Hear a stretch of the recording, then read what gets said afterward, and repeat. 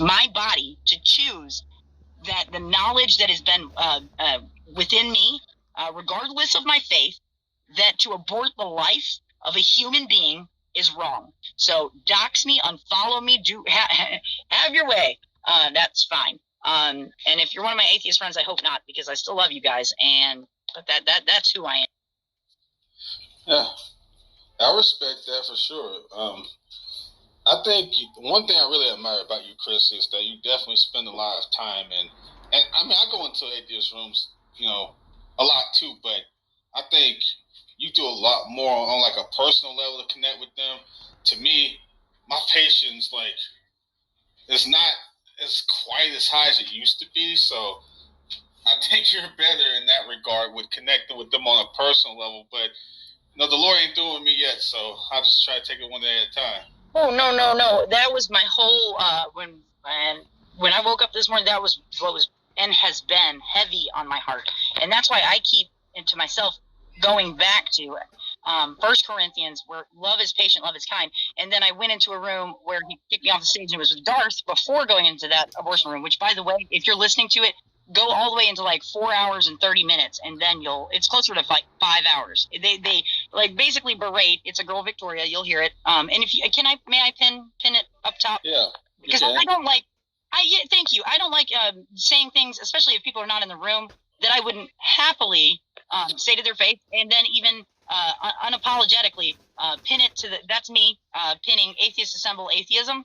And so if you want to listen to the whole thing, I wasn't a part of all of it, but if you want to get all the way into like close to the 5th hour, that's where it gets all about abortion. The entire topic is about abortion. And I speak, Victoria speaks, Pardon Will, who's another Christian, good friend of mine, he speaks, and then Bishop, who had held the room along with Daniel, talk on the topic of that and about spreading legs and all Christians cost other women as being whores, and that's basically what they were claiming that I was saying, which was not at all what I stand for. I stand with all other fellow females in where it's a very tough. It's not to make light of. I am not saying that this is just a let's have another abortion today. No, I am not saying that it is not something that looms over them, or even a married couple that are not prepared, either financially, mentally, emotionally, to have a child. What I'm saying is in the occurrence of, which I think, without having explained stork and how the birds and bees work, in the occurrence of a man and a woman conceiving a child, it takes two to tango, where a woman gets pregnant, at that point, all gloves are off. All bets are off. No. At that point, it's life. It has a purpose. It was, and yes, I am bringing up my faith. It is divinely given life by a divine divinity, by God, the one and only true God. That's what I firmly believe. And so to kill it is to not only play God, but to say that my choices in life, my body and my choice is more important than God's overall decision for that life. And for me, yes, it's a sin and it's wrong. And if I want to be an anti-feminist for saying that, then throw it in the front. Look, there's nothing that I haven't been called before, so bring it on. Amen to that, for sure. And how those statistics are collected. Okay, fair enough. So you're saying you don't believe these statistics that are inconvenient, but you say you have perfectly good reason not to believe the statistics. I suppose the question, though, is really beyond the statistics, isn't it? If you are acknowledging, Bronte, that the baby is alive, if you are acknowledging that the baby could be given up for adoption, if you are acknowledging that instances of rape are, I think we can acknowledge they're quite rare, at least when we're talking about, even if you dispute some of the statistics, they're the exception, not the rule. If you are acknowledging all sorts of, if you are acknowledging the relatively low maternal mortality rate, if you are acknowledging the advancements in science, if you are acknowledging that very, very few women die every year from illegal abortions and all sorts of the other scare statistics that come out, if you're acknowledging all of those numbers, even beyond that, don't we still have the fact of the baby? Don't we still have the non-utilitarian, non-statistical simple fact that you're talking about a living human being? No. So first off, you said that we have a low mortality rate, which actually we have one of the highest maternal mortality rates amongst all of the developed countries. But it's still quite low. What is the maternal mortality rate according to this? I don't know it off the top of my head. No, okay. He's talking about a low mortality rate on the general level. He's not talking about necessarily the lowest in the world. But even, the U.S. being at the higher scale, it's still significantly pretty dang low. So even talking about the U.S. being the highest within that group still means that the U.S. is still pretty low. It's just like saying, hey, let's just say crime per capita for one country is higher than another, but their per capita rate is percentage-wise low. The fact that it's the highest in a certain group, let's say 5 countries, but in relation to the whole planet, it may be low, but in relation to those 5 countries, it may be the highest. So he's trying to make a general comparison rather than just saying, well, it's the lowest literally in the world. That's not what he's saying at all. Right. In essence, with that, I think what you're alluding to or talking on is to say that because Chicago, in the city, I'm sorry, in the United States, of any, not just metropolitan city, but in all of the states, Chicago, Illinois has been ranked, the state I was born in, we're number 1 for murder, right? It's like the murder capital of the world. Now, does that hold true if you look at Memphis, Tennessee? Absolutely not. There was actually a point where, and this was within the past 2-3 years, so this might, obviously this empirical data can change, and I would encourage anyone to look up the most current information, but at the time, Memphis, Tennessee actually had more murders, more frequent and more murders. But because you look at it per capita, Chicago obviously has more human beings, more bodies in the city of Illinois and Chicago, Illinois, than Memphis, Tennessee. So, right. Is that kind of what you're alluding to? Yeah, exactly. That's exactly what I'm saying. So, it depends on how you want to make the comparison. You can make it within the confines of every place conceivably, or you can make the comparison within the confines of certain places conceivably, or you can make it in terms of how many people they have versus in one place how many people they have in another place. Now, if you're going to make the comparison in terms of just people, you have to look at the proportionate percentages. Like, let's say, in terms of raw numbers, obviously more white women get abortions in terms of raw numbers than black women do. But proportionately speaking, black women abort at a higher rate. Let's just say out of every 10 women, let's say 2 or 3 of them get an abortion. Out of every 10 black women, let's say 5 or 6 of them get an abortion. Even though the actual raw numbers of white women are higher, the proportionate percentages of black women are higher. All I can say to that is that, and this is where if I may for just a moment play devil's advocate in this very sensitive subject.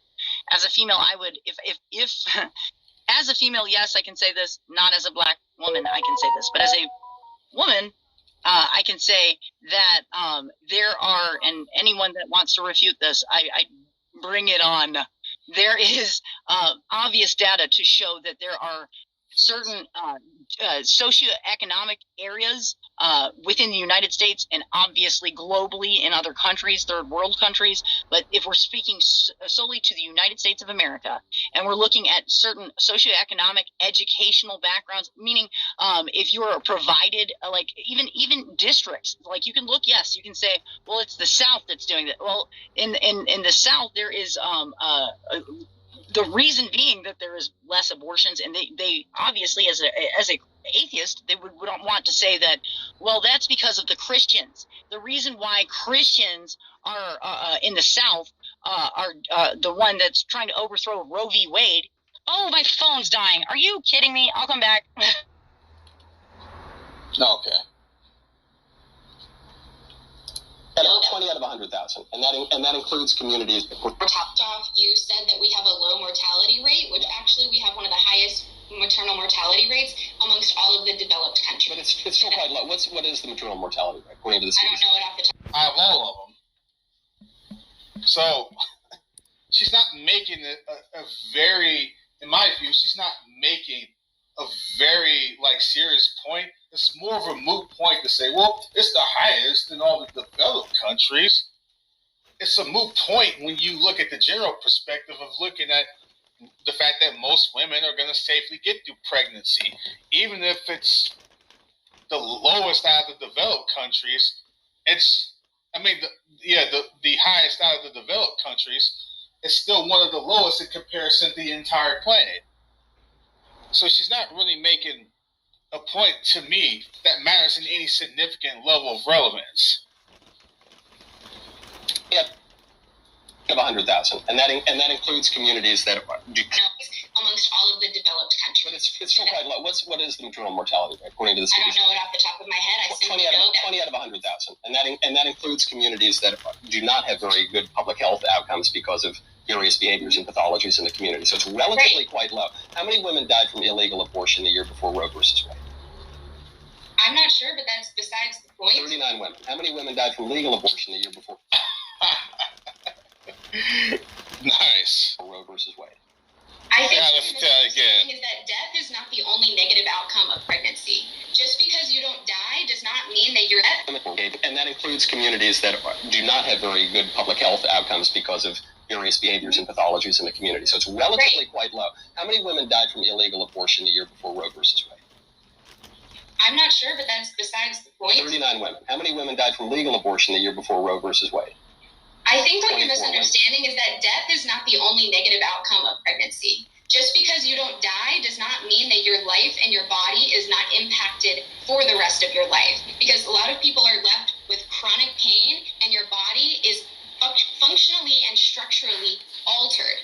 And so death is not the most accurate statistic to determine whether or not pregnancy is a negative experience. There we go. So we move past the question of death and we say, well, really, forget about death for a second. It's just that it's very uncomfortable, and not only uncomfortable for 9 months, it might be uncomfortable for the rest of your life, or it might change your body chemistry, it might change the way you look, or it might change. Is any of that, Bronte, I'll leave you with this because I know we're way over the time.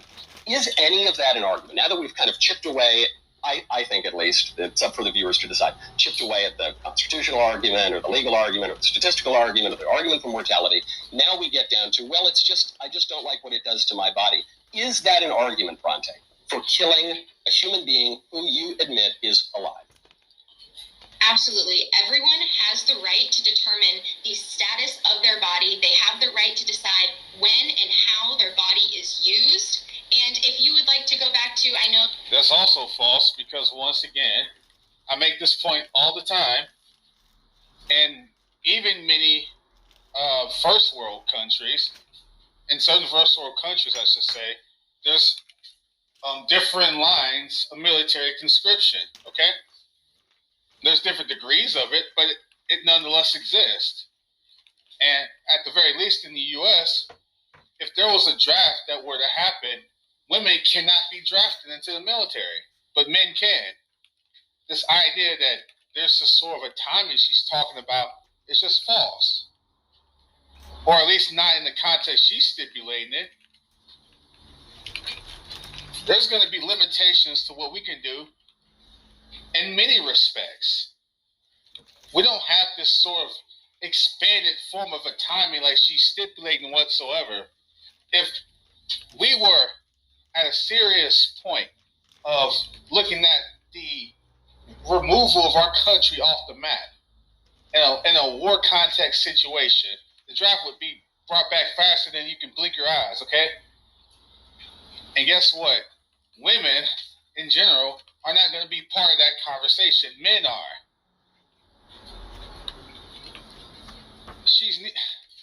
This idea about autonomy, it's just a fiction, okay? It doesn't exist in the way that she's trying to hash this out. Someone who's self-harming themselves can be brought into a mental institution where they want to or not, even if they're not harming anyone else.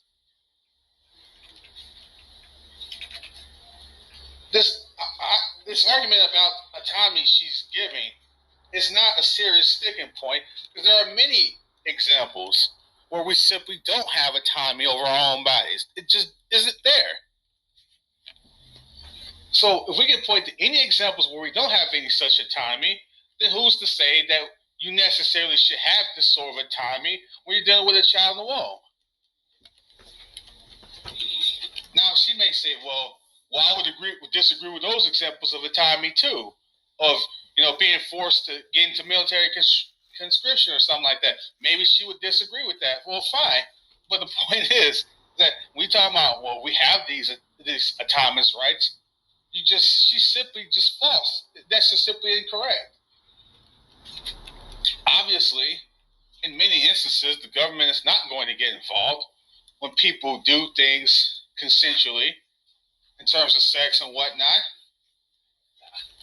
They're just simply not going to get involved. It doesn't mean that that's necessarily some autonomous right just because they're not going to get involved most of the time.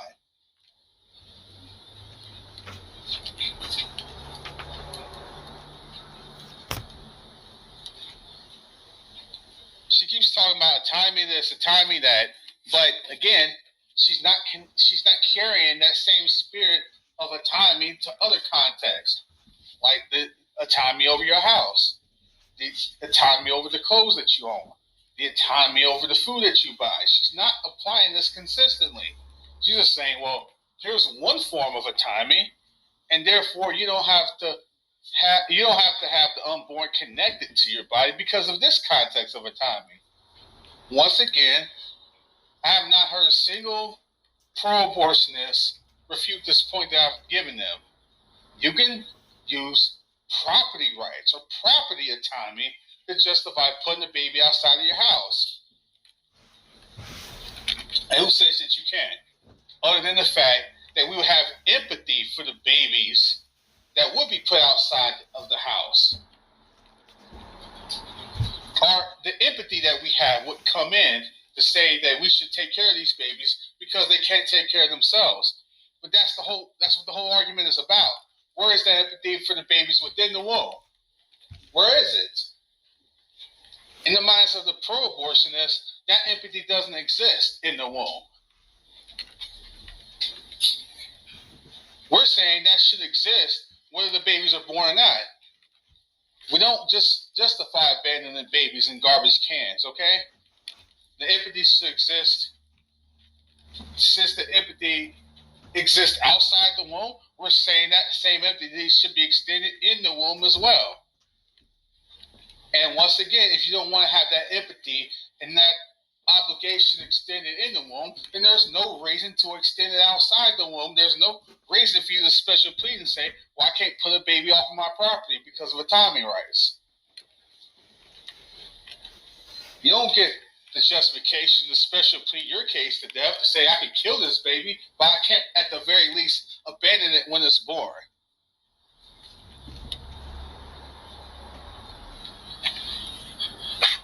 All they have is arbitrary assertions, circular arguments, and special pleading. This is what their arguments come down to. Arbitrary assertions, special pleading, and circular arguments. That you've had a lot to say about vaccines and masks, so I don't think it's very confusing for you to understand when you are concerned about certain effects that certain things might have on your body. Someone has every right to decide whether or not they consent to that. Well, my only issue with the masks and all the COVID stuff is that it's very silly and disordered. But I'm not even making some sort of maximal bodily autonomy argument. Regardless, though, I think they're a little different because we're acknowledging the baby. So I guess I would leave you with this thought from Naomi Wolf, well-known feminist, made this point in the 1990s. She said that what the pro-abortion movement needs to be able to do is defend abortion. And she was, and I think still may be, a defender of abortion. She said, we need to defend abortion by acknowledging the baby, the unborn baby. We need to say that the unborn baby is a baby. Stop pretending he's not a human. Stop pretending he's not alive. Acknowledge that he's a baby and say that for women to be equal, they must be able to kill the baby in all of his humanity. Would you agree with that statement? What I agree with is that in order to protect and value an unborn, non-viable... You see how she's dodging the question? Right off the rip, she's dodging the question. He asked you if you agree with excuse me. He asked you, specimen, because you're not a woman in my view. You're not a lady in my view. If the entity in the womb is a baby. If you want to make a serious argument, you need to acknowledge that. He asked you if you agree with Naomi Wolf's statement regarding that idea. And then she starts out by saying, we need to acknowledge this, and not actually directly address the question. Let me rewind it, and we'll listen to him ask her the question again, and she's going to dodge the question. Watch. Would you agree with that statement? That for women to as a baby, stop pretending the baby, the unborn baby. We need to say that the unborn baby is a baby, stop pretending he's not a human, stop pretending he's not alive, acknowledge that he's a baby, and say that for women to be equal, they must be able to kill the baby in all of his humanity. Would you agree with that statement? What I agree with is that in order to protect and value an unborn, non-viable, non-sentient life, you have to actively devalue and dehumanize the pregnant person. You cannot pretend to protect unborn life without actively dehumanizing and devaluing the pregnant person and removing their bodily autonomy, and that is the issue. Did you get that? Pregnant person. Pregnant person. But, yeah, she said pregnant person. Not only that, she didn't answer the question. Did you hear that, Darth? You see, these people are like the atheists. They are just pathological liars and deceivers. This is what we are dealing with, folks. People who are committed to deception. Okay? She says what I agree with is that's not what he asked you. He asked you, according to Naomi Wolf's statement, Naomi Wolf is a feminist, a pro-abortion, pro-murdering feminist. She said in 1990, he said she still might hold this position today. He said that she acknowledges there's a baby in the womb, there's a person, there's a human. You got to acknowledge that you're killing the baby in all of his humanity. Do you agree with Naomi Wolf's statement or not? Simple, straightforward question. She doesn't answer the question. Sounds like a typical atheist on Clubhouse and Discord. She devalued women and baby by saying pregnant. They don't know what a woman is. Okay? But these people don't know what a woman is. You know what it does show, though, Tom? It shows her sensitivity to that question. So she is backing away from talk about the humanity of it, which is, we can see that as a silver lining. I mean, in reality, she doesn't want to talk about its humanity. That means I think that she feels kind of guilty about it, or recognizes it could be a possibility. That's true. Good point. Let's see how much more stupidity comes out of her mouth. To treat women as mothers, we are valuing them. I think it's devaluing women to use them for sex and try to avoid the consequences of sex by killing the baby and then pretending it's somehow legitimate because the baby is not sentient. So as though we could kill someone in a coma, or as though someone who were asleep, the baby were not particularly conscious, as though we could kill people who had mental disabilities. I don't think any of those arguments really work. And I think the issue that's at heart here is that you are suggesting that women being used as vessels for sexual pleasure without dealing with the consequences of sex, namely the creation of human beings, that is somehow more liberating and more empowering than women coming together in love and giving that love with a man to a human being. I think that's what it really comes down to. I find it interesting that whenever you talk about women having sex, you say that we are used, and that proves the fact that not whenever. Only in your version. Not in. No, I don't think women can be used for sexual pleasure. Incorrect. It seems like men still believe that sex is something that they do to women and not. No. You must have misheard me, Bronte. I said that men and women. No, I don't think I did, but that's up for the listeners to decide. I said that the more valuing, liberating, flourishing view of sex is that men and women come together because they are complementary, they love one another, they join together in marriage, and they create new human life, and that's a beautiful, miraculous, wonderful thing. And I think that the view of the pro-abortion movement is that women ought to be used as merely vessels for sexual pleasure, and with an out of accountability, such that if there is a product of love, or maybe not so much love, namely a child that comes out of that sexual union, that baby ought to be killed. I think that's a devaluing of women rather than a valuing or a liberation. Minimizing women's value to their role of motherhood is simply misogynistic. Minimizing. You see, you hear that? Wow. She thinks motherhood and saying that motherhood is the most liberating thing is misogynistic. What it is it's misanthropic, meaning it's human hating. So merely having the ability to create human life is something that is sort of be looked down. You're minimizing me to the point where all I can do is just create this incredible human life, which we don't want any more of because they're carbon generating units. This is insanity on steroids here, folks. It's maximizing, frankly. I think. Yeah, according to your worldview, which is often, namely a child that comes out of that sexual union, that baby ought to be killed. I think that's a devaluing of women rather than a valuing or a liberation. minimizing women's value to their role of motherhood is simply misogynistic. Minimizing? I think that's maximizing, frankly. According to your worldview, which is obviously flawed. Well, I don't know. We were both born of mothers, and I'm quite happy for that value that was added to my life. And I'm very happy that my mother consented to the pregnancy that brought me forth, but I would never want my mother to bring me into the world against her will. All right. I don't think that...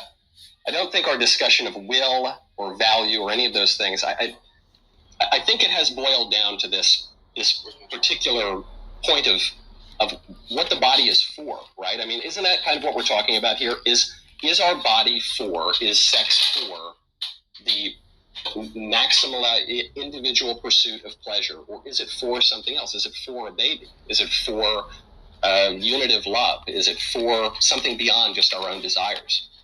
Your body is whatever you want it to be used for. That is the basis of consent and bodily autonomy. You cannot decide what the use and value of someone's body is for them, and that is the root of the pro-choice stance. What about the body of the baby in the abortion? When the baby lacks autonomy and it requires the body of an autonomous person in order to live, that autonomous person must exercise their bodily autonomy, and at any point they must consent to supporting that possible life. Must exercise. All right, I'm way over as usual, Bronte, but I really appreciate your coming on. It's takes a lot of chutzpah. I know there's a lot of sexual confusion these days, but it takes cojones to come on a conservative show and discuss the issue.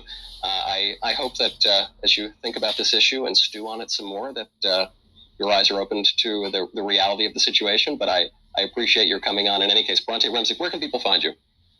Absolutely. They can find me on TikTok at Bronte Remzik. I also have my website is bekindandcurious.com. All right. Thank you, Bronte. Appreciate it.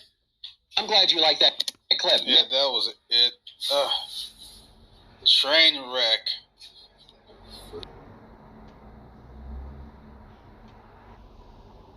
What was the first thing she cited, folks, was her TikTok? Okay. That tells you all you need to know about these people. Owned by the CCP. Yeah, exactly. The Chinese Communist Party. That's exactly right.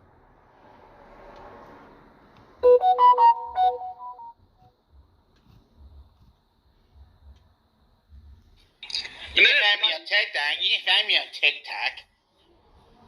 It is this, I guess, serendipity that all the things that the Chinese an enemy would want a country to hate their children and to just descend into chaos. And so we're doing it. And so I'm sure the Chinese are more happy than not.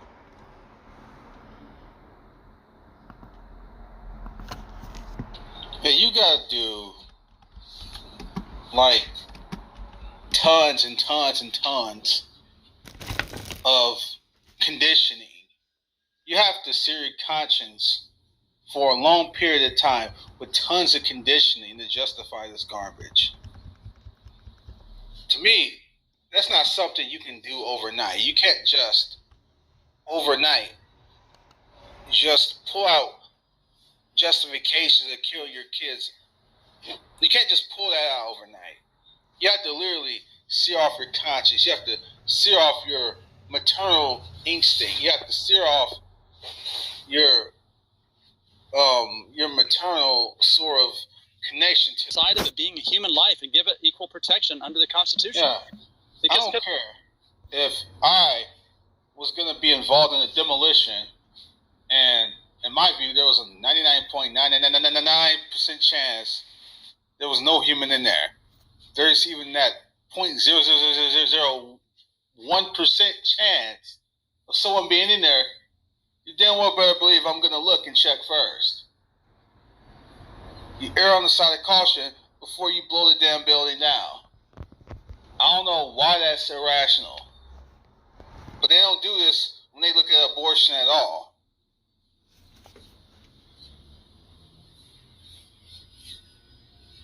Well, I think that needs to, I mean, if you were on that side and it's pure emotion, I think that would mean you would want to censor. So if you can't win a logical argument, but you have so much emotion on it, then the alternative is to still express yourself, but you'll express yourself with violence or censoring. But if you can't do it with words and argument, which they can't, I mean, obviously you would err on the side of it being human. That's what you do in other systems when you have imperfect knowledge. You don't want to, but you're still passionate, but you have no logic on your side. So therefore, you must censor. You must demonize. And you're a whole different dangerous stage.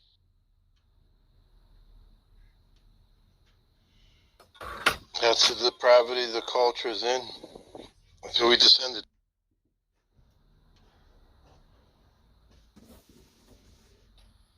Yeah, this woman's insane. I'm gonna see if there's any more of her retarded videos. Wonder what he said her name was. You'll have TikTok. Yeah, I gotta listen to it again. What did he say, or what did she say? Hold on. As you think about this issue and stew on it some more, that your eyes are opened to the reality of the situation, but I appreciate your coming on in any case. Bronte Remzik, where can people find you? Absolutely. They can find me on TikTok at Bronte Remzik. I also have my website is bekindandcurious.com. All right. Thank you, Bronte. Appreciate it. I still don't know what he said.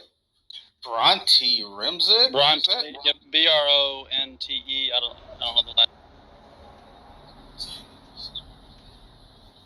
And I think we're dealing with. I think one of our mistakes is using logic and reason. What's that old saying? You can't reason somebody out of what they were not reasoned into. So, I think it's the emotional. I mean, when you talk about what happens during an abortion, there's a doctor that spoke at Virginia Tech, an abortion doctor for several decades. When you just sit down and listen to the stories of abortions, what they do, then it becomes emotional, and maybe that's the way out. I mean, if they have an emotional way in, they would probably entertain an emotional way out, and it is emotional. Killing human beings grips the emotions, and that's what they're allowing. I think what she needs is an exorcist. Yeah.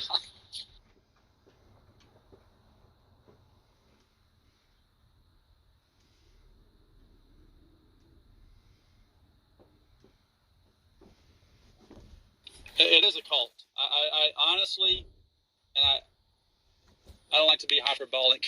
I guess I am, but it is just it's a large cult. When we see a large group of people parroting things, not listening to a reason or logic, it seems very cultish. The smuggery that came out of her voice, the arrogance, the elitism, I intend to expose these people for what they are. That's why I do this. At the level of passion I do is because these people need to be exposed for the evil, wicked pieces of low down, dirty substances they are.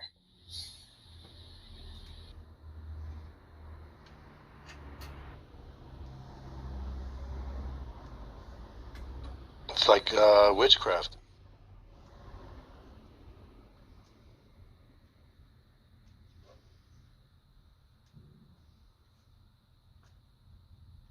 Tom, I came across something you might be interested in. It kind of blew my mind. It was it's called Swarms, Autocults, and Egregores, EGROGE, I think. But it's B.J. Campbell, I think Jonah Hall or something. They're not Christians, but they are talking about what seems like spiritual things.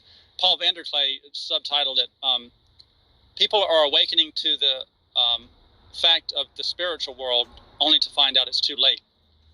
But that's what this seems like. It seems like a spirit that has grabbed hold of these abortionists, and it's like Molochian. It's just, humans haven't changed since the days of Moloch, and there's, it is spiritual, and it's embedded in all humans, and it's, it's like you can read about things, but until you experience them, you don't really know them, and I feel like we're starting to see the edges of some of the how the most horrific things in human history happened. I think what she says is just abominable. And now we have states that are on the edge of infanticide for real, arguing about it. It's the lack of God's grace in a person's heart, the generational curses that just get worse and worse.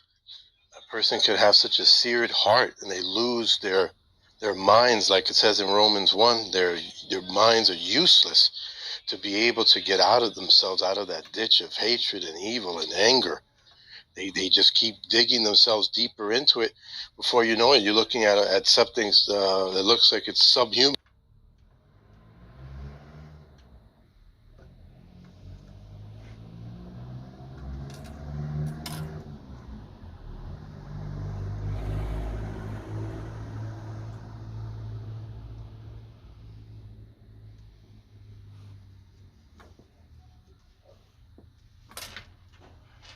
That's why it's so important to have these talks like this and these opportunities to talk and speak out against these things. Because look, the best title on the planet, this whole thing of Charles Darwin and secularism, Antichrist. Secularism is just the anti-godness of the culture. I agree. It's a fist up to God, and we see this when we read the scriptures, and we're seeing it unfolding right before our very eyes. When you listen to these people speak, you're able to read their hearts, the way they think. Their hearts and their minds are void of God. They're void of sense. They're void of and yet they talk about empathy. It's like, empathy for what? What are you talking about? You're not showing anything that sounds like love or compassion in any way. You think you're chasing after some kind of right.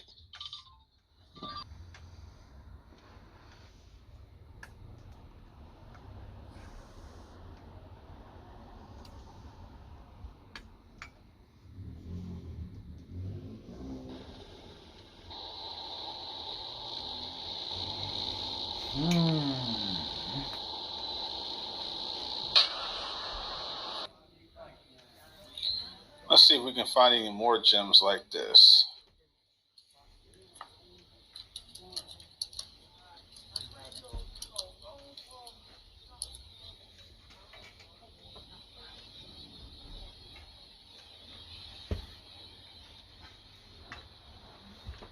I'm going to listen to this here, this middle ground.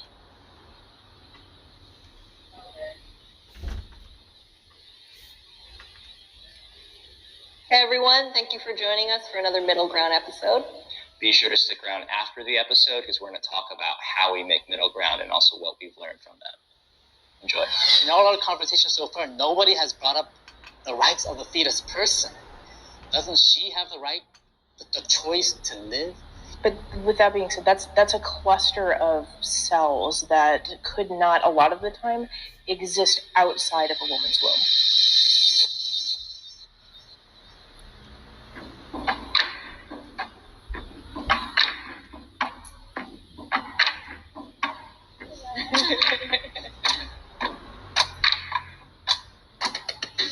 Hi, my name is Jolene. I am a college student and I'm pro-life. Hello, everyone. My name is Timmerie, and I'm pro-life, and I talk about these issues on my radio show, Trending with Timmerie. I'm Jason. I'm a YouTuber called Pastor Jason Answers. So yes, I'm a Christian pastor. My name is Liz. I work in tech, and I am. And this is just my subjective view aesthetically. All the pro-life women on this show are gorgeous, and the women on the other side I'll just leave that up to your imagination. And pro-choice. My name is Kimberly. I am a college student, and I am pro-choice. Hey, guys. I'm Natalie. I'm a poet, teaching artist, and mental health advocate, and I am pro-choice. There's only one of those girls that look halfway decent on the pro-choice side. I know someone who's had an abortion.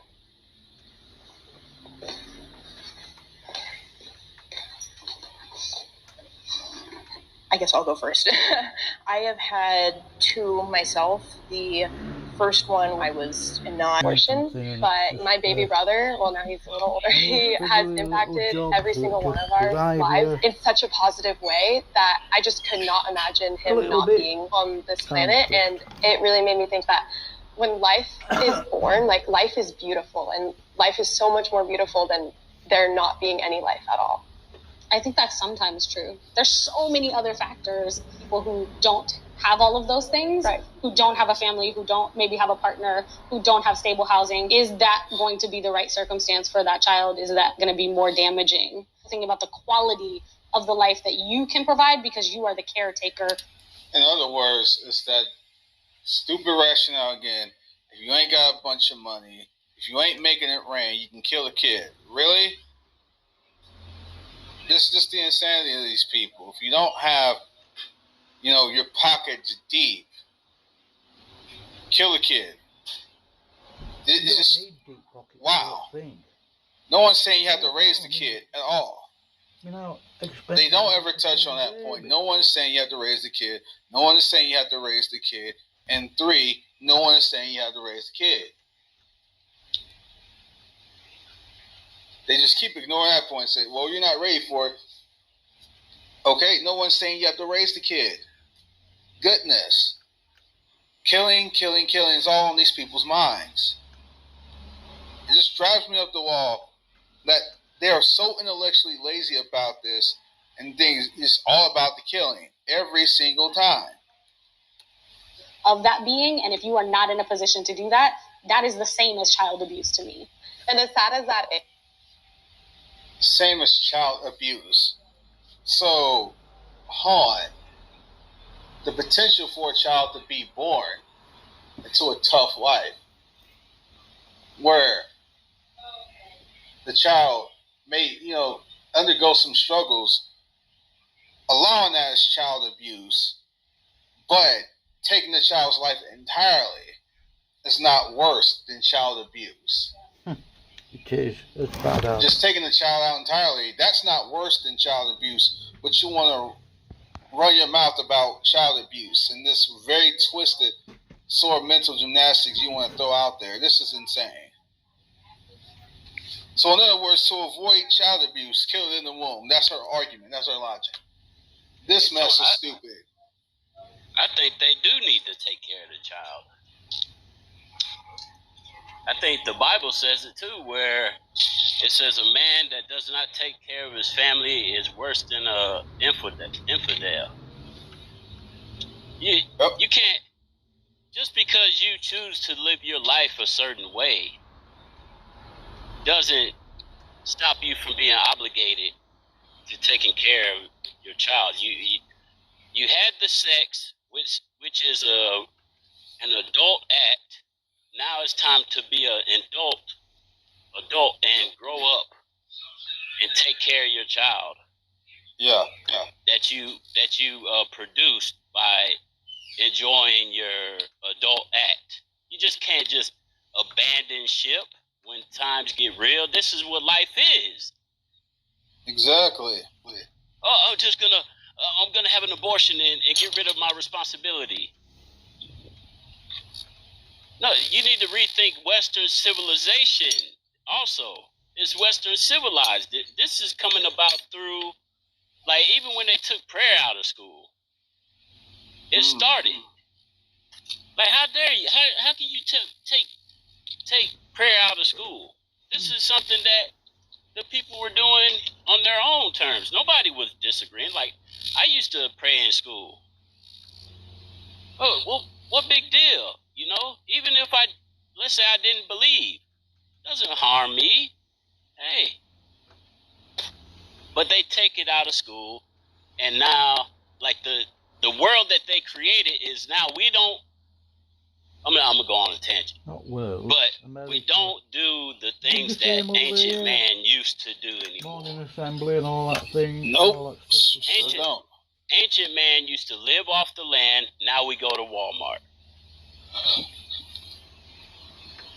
Now we're totally dependent on trade and commerce, economy of the government.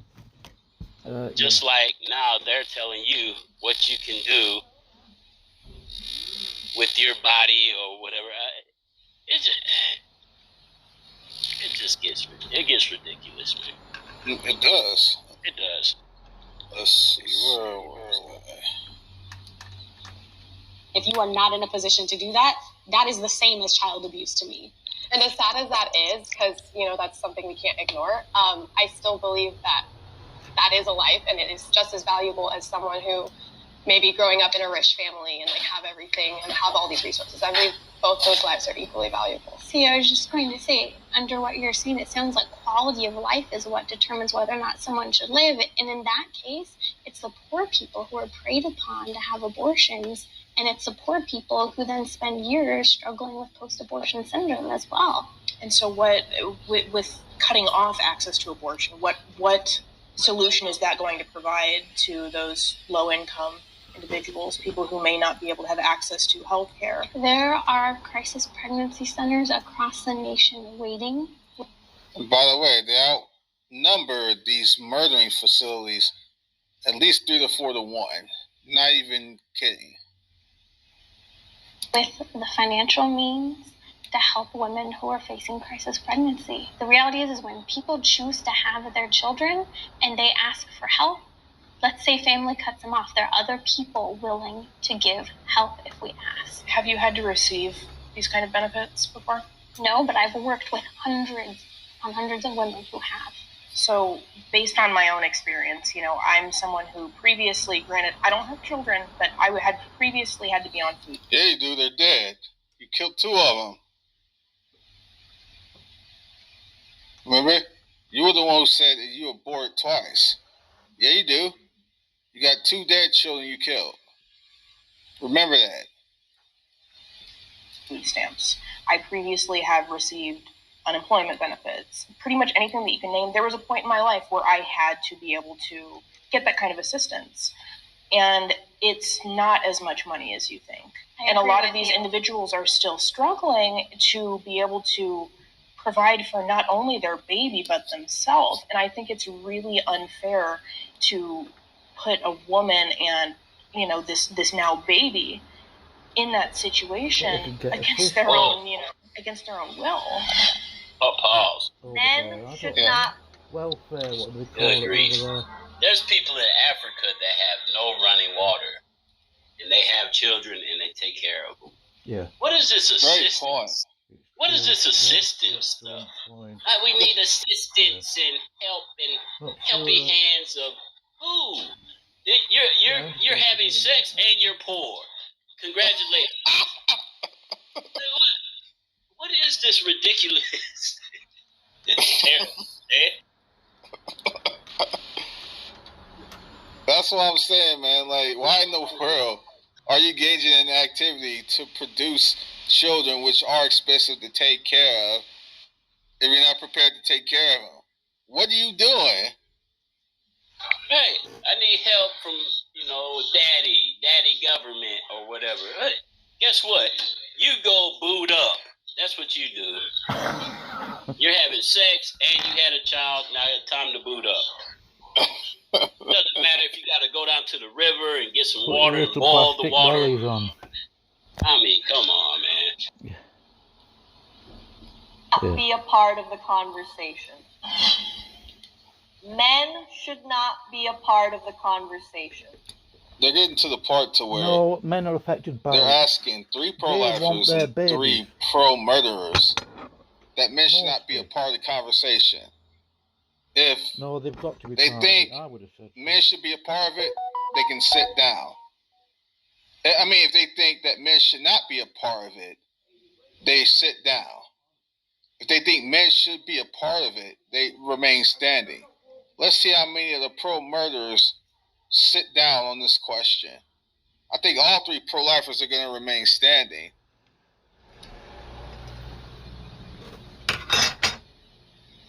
One of the pro-murderers sat down saying that men should not be a part of the conversation. The other two stood up to their credit. This one that had 2 abortions said men shouldn't be a part of the conversation. But yet, and this is, I'm glad you touched on that real quick. I can just say this. It's an attack on what God said in Genesis, where a man and a woman will become one flesh. So it's both their decision. Yep, agreed. Equal. It's not a part of a man's body. It's not a life that they are personally bringing into the world. And I don't think that they should be the end-all be-all to make that choice. Well, I'm the only guy here. And sometimes, even before I speak a word, I feel judged that you have no say because it's not your body. But I have 2 beautiful kids. What if my wife didn't want kids? What if she had an abortion without my say, without my advice? Doesn't this affect my life too, a lot? I actually think everyone has to be a part of every conversation. Now, I don't think men should be the dominant voice in the conversation at all, but I do think that everybody has to work together to create solutions to really large issues. And so, yeah, I think men absolutely have to be a part of it, but not the dominant voice. The reality is it takes 2 to tango, right? And we can all agree on that. And the chromosomes come from both the mother and the father. That baby is a part of the father as well. I mean, I guess I didn't necessarily want to say that men absolutely shouldn't be a part of the conversation. No, that's what you believe. Stop lying. Don't walk it back now. I just love it when they walk it back and then they start lying.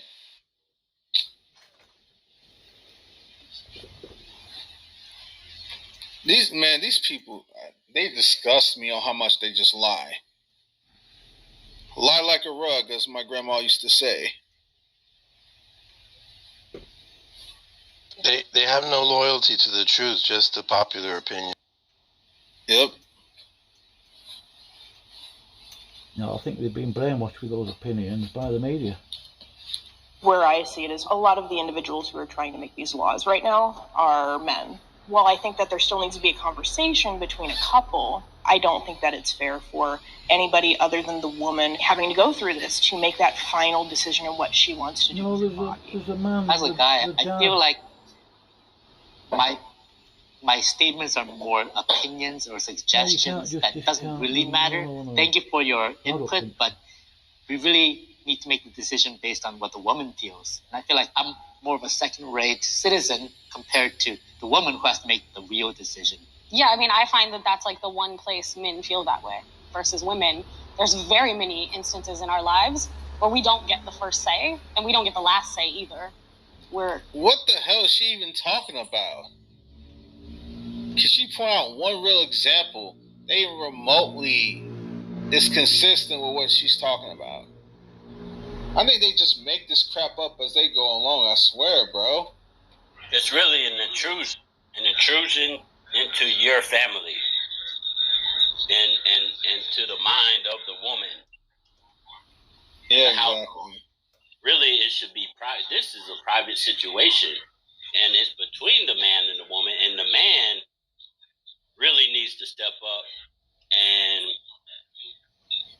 I hate to say cut women off from this type of information, but I think it's a part of, like I said, the Western civilization way of thinking. Like we're writing little books. Oprah Winfrey has, books and magazines, and the Dollar General putting opinions and ideals in people's mind.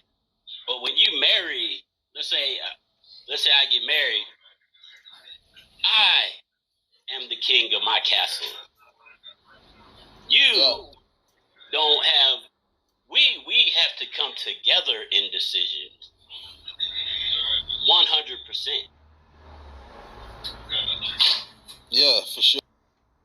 100%. And you need to keep this inside. The Satan, the serpent coming into the garden, telling Eve, "Hey, you can kill Abel before he's born." This is basically the same thing. Exactly. Asking people permission to do things with ourselves. And I think for me, that's what's really problematic. When it wasn't legal, people still got abortions and they just died in alleys. And so is that what we're... You know what? I'm so sick. I'm going to go off on a tangent. I'm just going to leave that one alone. Okay with as a society because people don't have access and don't have choices. I'm not okay with that. I feel as if my rights are in danger.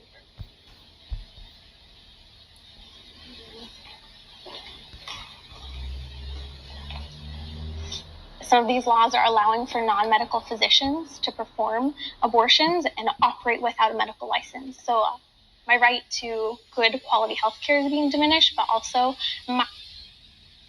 Yeah.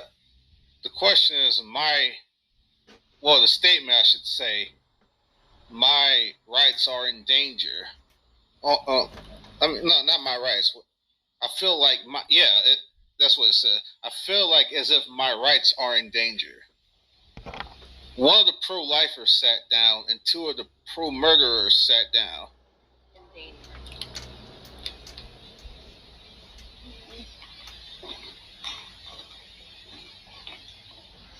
Some of these laws are allowing for non-medical physicians to perform abortions and operate without a medical license. So my right to good quality health care is being diminished, but also my right as, one day wanting to be a parent, parental notification, those laws are being swept away. And so parents who love their children more than the facility workers, or at least should, right? They should be able to talk to their child before they make such a serious decision. And the parents' rights are going away. At the end of the day, that's not their choice to make. That's not their body. And so I get. Now you're just anti-parental consent. You know what, man? These people are absolutely insane. I'll say it forever till the cows come home. Now she's anti-parental consent now. In her view, 14 or 15-year-olds are justified in getting abortions without parental consent. Oh, it's not their body. Really? The wickedness, man, the twisted nature of these people.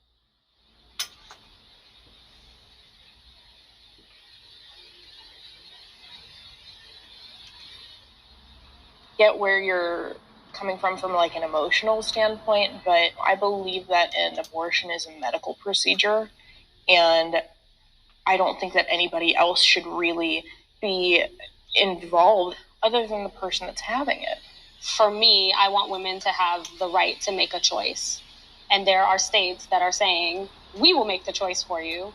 And that's problematic to me on an equitable level. Attaching jail time and all these things for women, I don't see the same thing happening for men.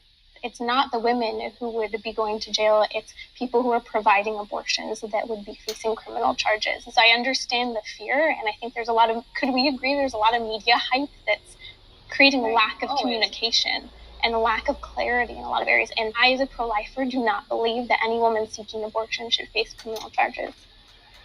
Nah, I disagree with you there. Now you want to try to compromise some level of the moral issue just to reach to the other side of the aisle. that's where she lost me. I mean, I agreed with everything else she said, but she lost me right there. Because if we can't have a consistent moral standard or rubric here, then why in the world are you fighting for this issue? You're saying, well, the only people responsible are the abortionists who do the actual killing themselves physically, but the people who participate in it, the fathers and the mothers that participate with the abortions to allow the killing, ain't responsible. We don't even act like this in law at all. If somebody was an accessory to something, they would be held just as liable as the person who did it. If someone enabled someone to rob a bank or enabled someone to murder someone else, they would literally be an accessory to the crime. They would be literally be put into the same context as the person who did. Yeah.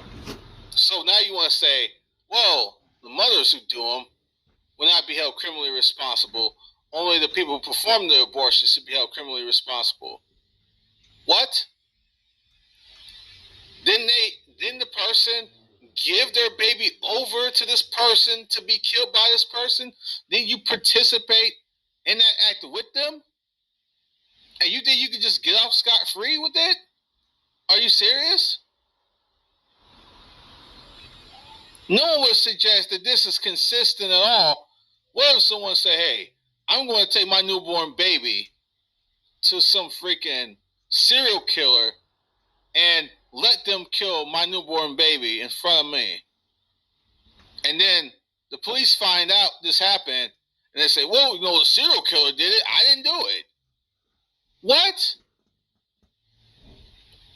The serial killer did it. I don't think the person who gave their baby to a serial killer should walk away because they weren't the ones who actually did the killing. Are you insane?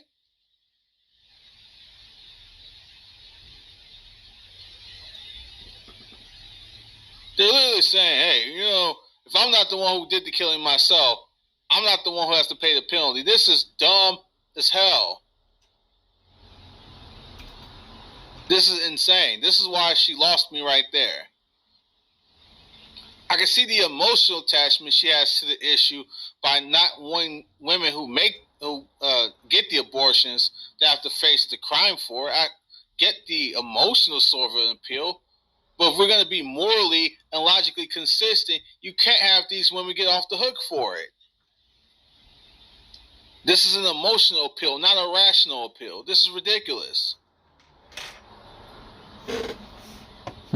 Who else have a block then? What up, JB?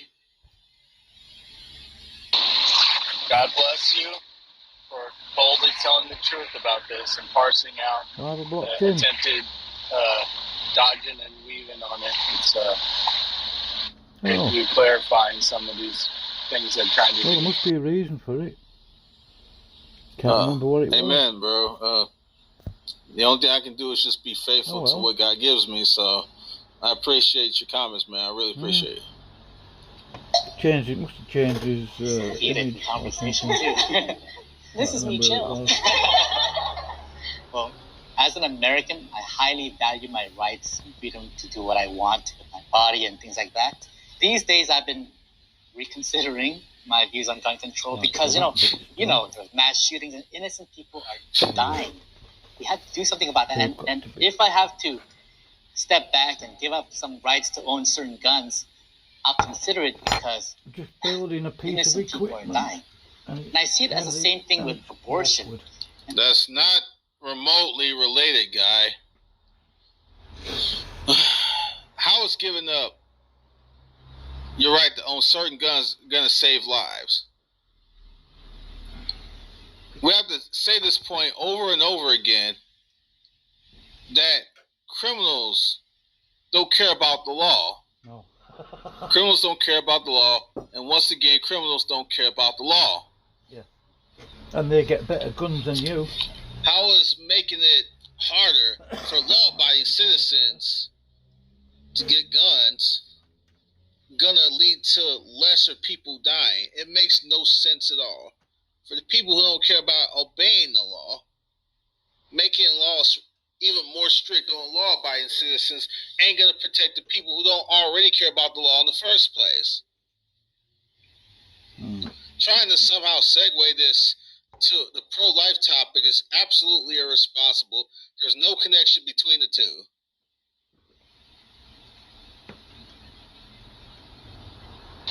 There's one connection. Trying to protect criminals from consequences. Yeah, exactly. Just what you spoke about before. It's just a different issue. You want to minimize crime, call evil good and good evil.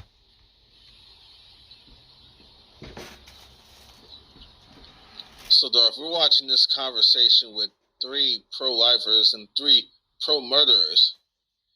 And one of the pro-lifers said that their views on gun control shifted because they don't want to see more innocent people die. And they would be willing to give up some rights to owning certain weapons in order to see more lives saved. And try to make some sort of segue to the pro-life conversation. I'm like, that doesn't remotely connect at all. Of course. Of course. Criminals who don't give a crap about the law, they're not going to obey the law regardless. How is restricting law-abiding citizens going to affect people who don't care about the law in the first place? This is absolutely ludicrous. Of course.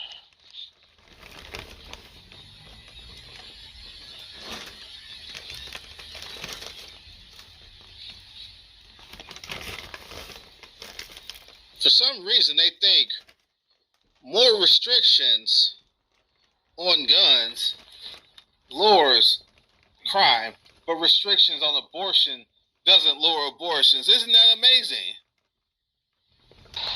How about this? If there's a crime being perpetrated in public, who's going to run toward the crime possibly, more likely? Someone who has a stolen gun or someone who's not a criminal, who only has a gun to try and protect themselves and their family? Yep. To try and neutralize the situation. Who would the cops say? Like, honest cop. Yep, exactly. Like Sheriff. In all our conversations so far, nobody has brought up the rights of the fetus person. Doesn't she have the right, the choice to live? But with that being said, that's a cluster of cells that could not, a lot of the time, exist outside of a woman's womb. I guess I'm just going to have to agree to disagree on that. In an ideal world, totally. If there were resources and access and support like we wish there were, I'd be like, totally, nobody should have abortions because we have a society that supports people. But we actually don't live in a society where that's true for everyone, and so that's the issue for me. Let's try, right? If you don't draw the line at conception, then where's the line? And when I hear people say, oh, like, you don't have the right to choose what to do with my body because it's my body, I feel like I do, because if you were to have a pet animal and it was in your backyard and you beat that thing to death, I feel like we all have moral judgment and I would stand up for that, but it's not my animal and it's not my backyard, it's not my house. I still believe in my moral compass that I should have the right to speak up about it because I genuinely believe that that is wrong. Abortion is killing human life, and so that is why I feel that I have the right to say something about it. That's right. The responsibility of pregnancy prevention is currently equal between men and women. Okay, the responsibility of pregnancy prevention is currently equal between men and women. Now we're going to see how many people on the pro-life side sit down and say it's equal, and those on the pro-murdering side sit down. And I bet anything, everyone on the pro-murder side is going to sit down on this question.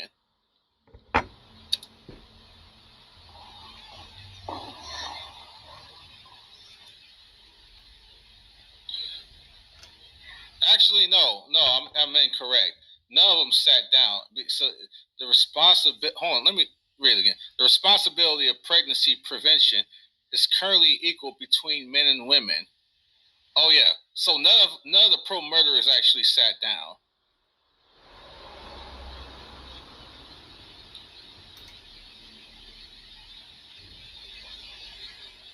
Which, that doesn't surprise me one bit.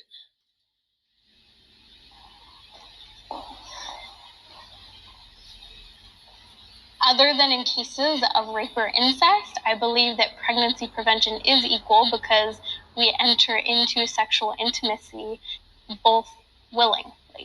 Yeah, I agree with that. It takes two people to make those choices, whether it's abstinence, whether it's using contraceptives. Consent is what I think where prevention starts. Okay, I'll admit it. As a guy, it is easier for us. I mean, even if there is a birth control pill, culturally today, we're not taking that. We're not going to snip. And, it's easier. Sorry. No, I agree. They always push it towards women if you don't want to get pregnant. Yes, there are condoms out there for men to prevent pregnancy. However, it's not, nobody wears it. Yeah, that's true. Yeah, they shouldn't be making this one-sided. I do agree often this issue of prevention is one-sided towards the women. It should be applied on both sides of the scale. But the point is, the reason why there's so much focus on the women is because the pro-murderers make the focus mostly on the women. That's why.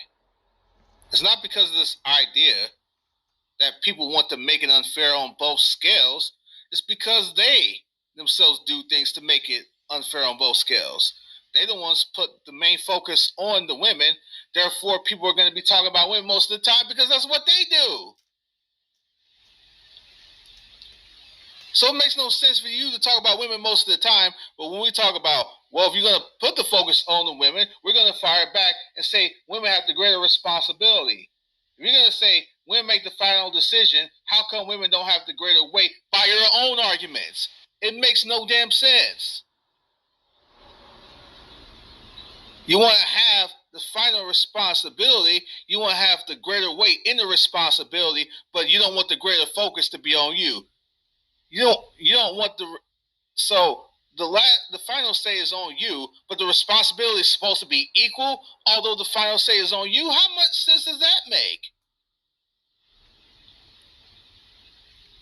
The reason why people talk about the women, have a tendency to talk about the women more, is because they wanted X men out of the equation and place the brunt of the responsibility on themselves. In terms of having the final decision,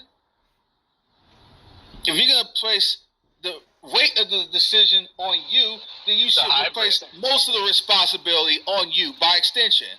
They want Someone tell me I'm lying. Choice on the woman, but also a lot of the responsibility also shifted onto state programs too. Which, unfortunately, even though Heidemann was there, they're still finding ways, as far as I know, to try and shift people's taxpayer money to Planned Parenthood. And I can tell you, in the city I grew up in, the biggest baby-killing factory is in a neighborhood of a certain demographic.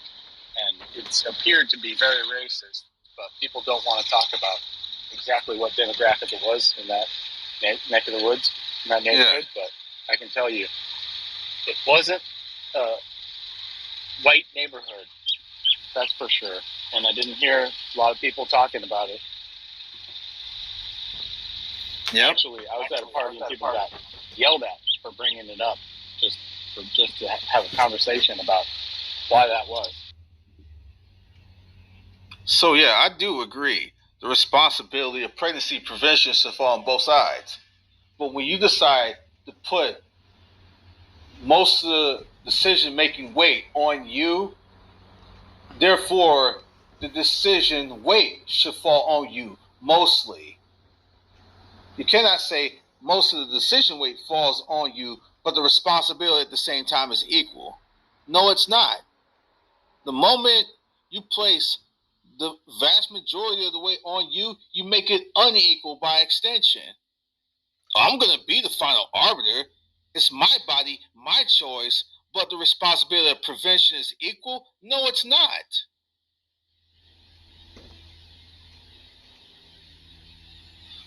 That's just like saying what happens in my house is mostly my responsibility, but if someone comes into my house and it's messed up, it's their responsibility to clean it up. No, it's not. If someone comes into my house, it's my responsibility to clean up my own house. It doesn't matter if they did things to mess it up. It's my responsibility to clean it up because it's my house and I have the weight. I have the responsibility to keep my own house clean. It doesn't matter if someone else came in there and messed it up. It's my responsibility to clean it up, not theirs. At the end of the day, it's ultimately my responsibility to make sure it gets clean, not theirs. Well, yeah. It's the same sort of logic that should be applied in this case. If you want to place the greater responsibility on you, the greater preventative weight should fall on you. You want to put it in your lane in terms of the final decision, but you don't want to put it in your lane in terms of the responsibility to prevent it. It makes no sense to me. Before it happens, it's equal, but after it happens, it's not. This is the insanity of how they think. Before it happens, it's equal, but after the fact, it's not.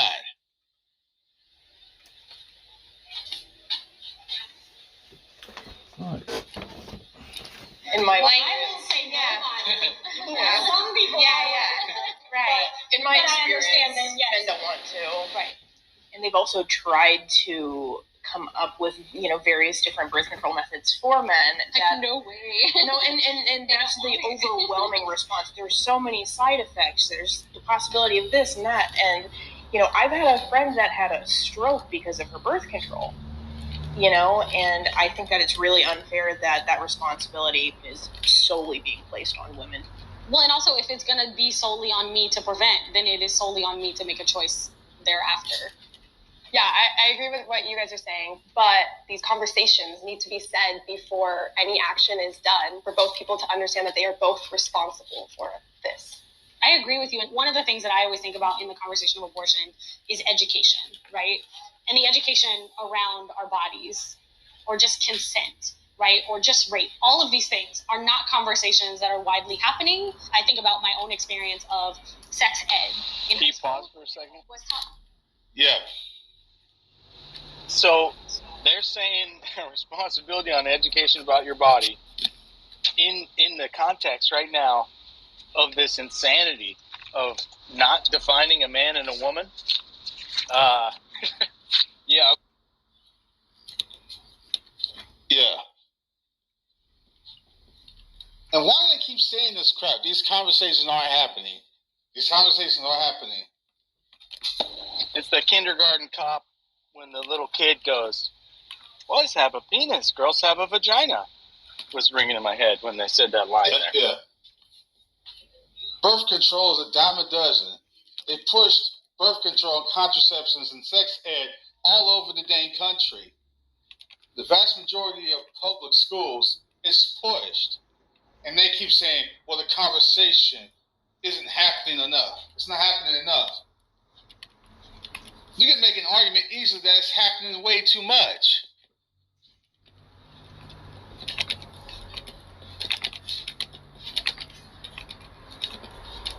The vast majority of people who are of teenage years, and in certain instances before they hit their teen years, know how sex works, okay? They know sex produces a baby. Many of them have heard about how condoms and other types of contraceptives work. There's only rare cases where people don't know how this stuff works. This is not plausible, and it's not practical in most situations that they don't know how this stuff works at a certain age. The conversation isn't happening enough. Bull crap. It's not about the conversation. Once again, it's about the individuals. It's about individual responsibility. It's not about the content of the conversation.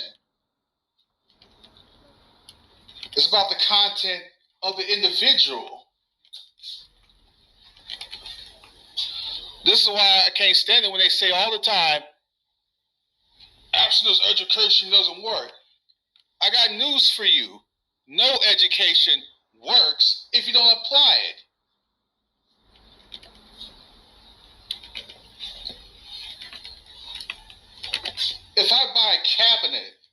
a piece of furniture. And I buy this cabinet that I have to put together, and the instruction manual is in there on how to assemble it. And I say, well, I'm not going to look at the instruction manual. I'm just going to try to put it together myself, and I do a terrible job. But the instructions are sitting right there. Is that the fault of the instruction manual, or is that my fault? That's my fault. I didn't look at the instructions. Okay? It's not the educational material that's the problem. In that instance, she's going to be the most impacted. But that's not always the case.